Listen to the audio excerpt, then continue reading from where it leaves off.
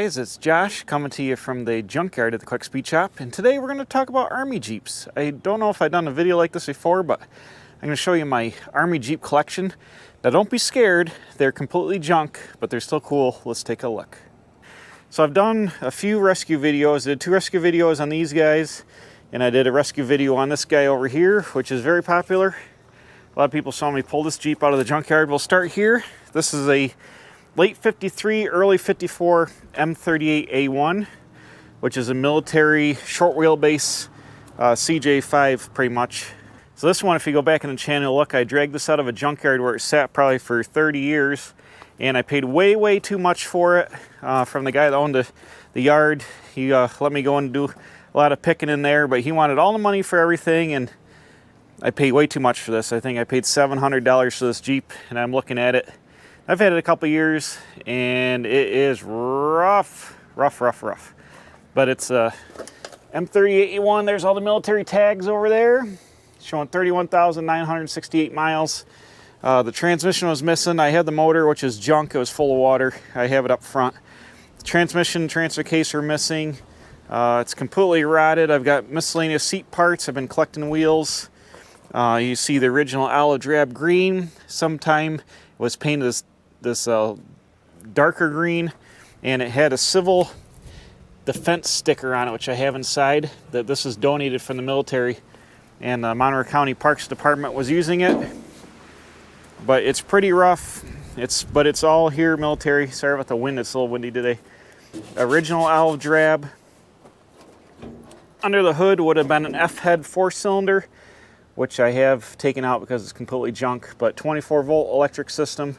We'll take a look at the red one. That's more complete. You can see what I'm talking about. But original olive drab under the hood. There's where the spade would have gone, and those brackets there. But this old guy is pretty tired. Still got the brackets where the hooks would have been on the front frame for picking. This is where a light would have been here. The windshield was missing when I got it. Some of the blackout switches are gone. Most of the gauges are there. The floor is all rotted out. On the back here, you still got the factory loops. You got the tie down loop here. The military lights are missing. It had a jerry can mount on it here. Somebody took that off in the junkyard. The pintle hitch is gone. Got the factory spare mount. This goes on the back here with a Jeep wheel. This is where your trailer would hook up for your 24 volts for your matching military trailer. But all in all, pretty rough. Got some top where the wooden bows would be for the top. The rear seat is missing. Other than that, fuel tank's missing, but fairly complete, fairly unmolested. Looks like it just had one paint job when it went to the civil defense program. And that's about it, 31,000 miles. This is also an M38A1, a little more complete. This one is a 53, and it's got most of the parts here are missing a hood loop. It's got the battery hold down where the 2 batteries would have gone for 24-volt electric. Somebody added turd signals. I'm going to imagine that when this is painted red, it probably went to a fire department after the military was done with it. So I'm going to guess it's still got the original fuel tank, which is junk, but it's there with a huge military filler on it, specific to the military M38A1s. Still has the blackout switches to run the ignition and all that. It's also got 32,000 miles, I think, on this one. I can't barely see, but you guys can. More complete, got the grab bar. This one has the rear seat, although the front seats are missing. I have bits and pieces. Unfortunately, quite a bit of rot in the floor and in the back here. But under the hood, we'll take a look.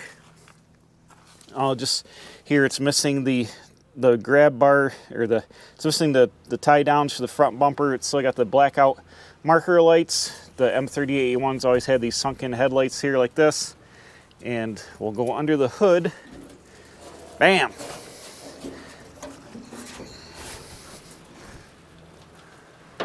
Oh, I've got the windshield off of, but specific to the M38A1s is this 2-piece windshield. All the CJs had a 1-piece windshield. The M38A1s are 2-piece. This is where your top would hook on for your Army top. Somebody, I think, might have added wipers unless they were on it. But under the hood here, we're all original military. Like I said, it's painted red, but you can see the original olive drab. It's got the strap for the spade, but it's missing a bracket, which is on the other hood. And this is your 24-volt electric system. Here's your generator for 24 volts. I don't know if I can get in there and see that. You see it?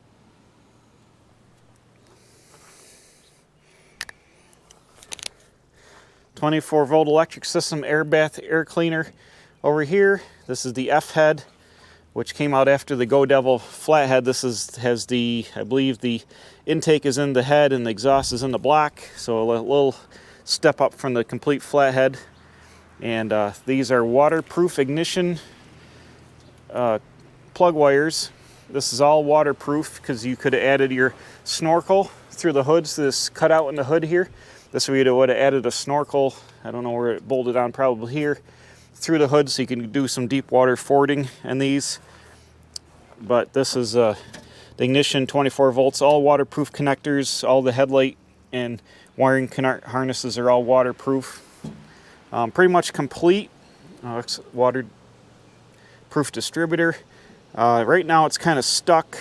It's got good oil in it. I was checking it out, and I don't see any evidence of really water in there. It's got oil in it. It just sat in a really wet environment for a few years, so surface rust probably seized up the cylinders. I want to work on getting this freed up, but the pretty much complete.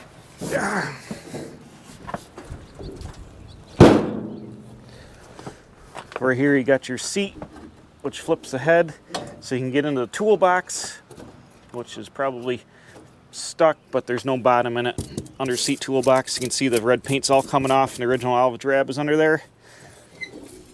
Your data plates tell you everything that's going on. Here's the date, 8/52. Actually, this could be, I guess this is a 52. 52 was the first year for the M38A1. That one's a 53. This one, I guess, is a 52. But you can see got pretty substantial rust. The frame's not bad. Factory tie downs here, but it needs complete floors. Unfortunately, it sat full of leaves and it rotted it pretty good. Back here in the back, we still have factory reflectors, military blackout tail lights. The lenses are missing, but the housings are here. These are the turn signals that are added. It's got the loops like the other M38, but the tie downs are gone. And pintle hitch, it's got somebody made a hitch on there. The spare is missing, the jerry can mount is missing, but it does have the rear seat, so that's kind of cool. And it's pretty rough otherwise. Oh, here's a cool feature. If you had the optional electrical port here, you could hook up and run this as a generator. All the M38A1s had this hole cut in the side. Some had the electrical port, some didn't. Neither of these Jeeps have the port on there, you can see, but they have the cutout. And this is the battery box where you would have two 12-volt batteries in here to make 24 volts. Obviously, this one's just got one, and mice have been in there. And so somebody was just running this on 12. But that is your factory dual battery cover there. And there is two styles of mounts. This has got the strap on top.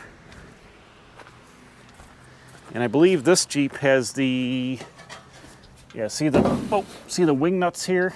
This one bolted on, so they changed between 52 and 53. They must have changed. That's got the bolt down lid. This has the strap on lid here. But essentially, this Jeep is way more complete than the green one. Obviously, it's pretty much all there except for a couple, like the tie downs and stuff. And it's just about the same rust-wise. It needs all the brakes. It needs, leaf springs are bad. I think it's Dana what, 25, I think, front axle, Dana 44 rear axle.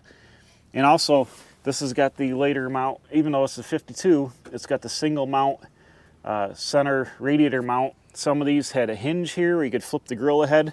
Like, we'll look at this M38. It's got the hinge where you could fold the grill ahead. So while we're over here, this is M38. This is a 52. So these two Jeeps, 52 and 52, M38, I believe, was 48 to 52, I believe they made this. And these they made from 52 up to 60 something, I think 60, early 60s. This is an M38, which is the same thing I think as a CJ3A. It would have had the flathead, or not 3A, 2A. Same thing as CJ2A. I'm not a Jeep expert, but it says Willys on the side of the hood here. There, and flat fender. This one is pretty rough, but it does have the factory Artic Cab option for cold weather, which mounted the windshield vertical fixed, and this is all aluminum hardtop. We'll take a look at that in a second. That's what makes this Jeep kind of rare. It's got that factory top on it. It does have the factory lifting points. If you wanted to heavy drop these, you pick them up by there. And the factory mount, somebody added these little chintzy 70s fog lights to it. This Jeep has had, look at all the paint jobs. I see black, green, orange, red, another green. So obviously it was olive drab originally. M38, you get the headlight protector here, blackout marker lights. Someone added turn signals here, but there would have been wooden blocks mounted to the hood for the, I think, mount a rifle or something too, because I don't think the windshield, it must have been for the windshield, yeah, because the windshield would fold all the way ahead. But anyways, the neat part about this Jeep, if we look under the hood, ta-da, what is this? Someone took a Dauntless V6 out of a later CJ and mounted it in here. And unfortunately, I bet this engine is junk because it sat without an air cleaner on it for years and years and years. I know it won't, no, wait a minute, yeah, it won't, I haven't even tried to turn it over with a wrench, but it sat with an open carburetor for years. I'm gonna guess that there's quite a bit of rust in it. And you can see here, 48,000 miles on new motor, something on here, let's see, Jeep, 67,000 something on the Jeep. So somebody swapped this in. They've done some creative wiring here. That's a lot of fuses, holy moly. But somebody has definitely worked on this back in the day. It's a little wrecked over there. The fender is bent and it's pretty rough, but it's cool. The M38, what I should mention is the M38A1s, you did not get a tailgate. This is a welded solid panel. There was no tailgate to fold down. The M38 had a tailgate that was able to function, but when they put the top on here, they bolted the tailgate shut because it's got this rain guard here, but it does have an operational tailgate. Now the back of this one is pretty rough. You can see the frame is pretty rotten, but it does have the factory tail lights, blackout tail lights with the lenses on both sides.